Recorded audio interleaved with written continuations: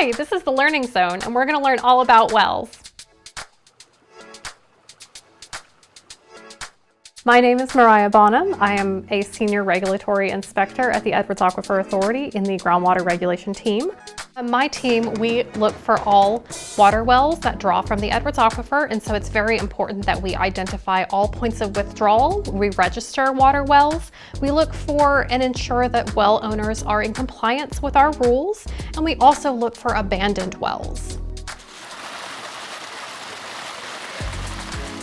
When most people hear about a well, they may think of like a wishing well, a little brick line, has a little roof on top, and unfortunately, while those are out there, most wells are actually cased with steel or PVC, and it literally is a hole in the ground that's dug to access the aquifer. So most of the time you will see them, again, steel or PVC casing at the surface and about 4 to 8 inches in diameter. Some of the larger wells, like for irrigation or for a city, those can be the 12 to 24 inch diameter wells, but most wells that you would see like on a ranch or at somebody's house, those are usually about 4 to 8 inches in diameter.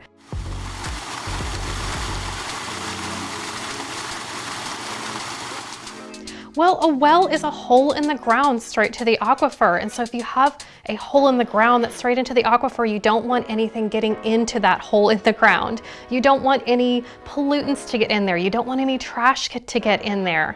And that's very important that we make sure that any open holes in the ground to our aquifer, any wells, are covered, or that they are properly capped, or they're permanently plugged with an Edwards Aquifer Authority permit.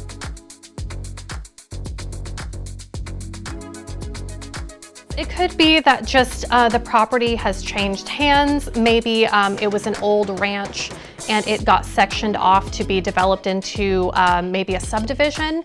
And when that ranch is no longer a functioning ranch, they might have bulldozed the house in anticipation of development, and then that well just becomes abandoned because it's not being used anymore and they have no anticipation that they're going to need that well. So that is an example of how a well might become abandoned.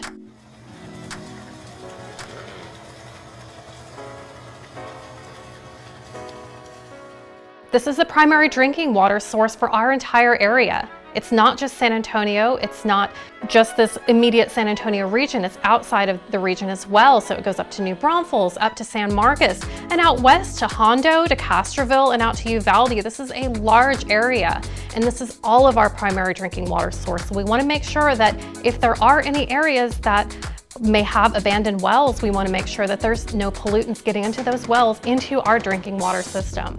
To report an abandoned well, you can email our team. It is gr@edwardsaquifer.org to report an abandoned well.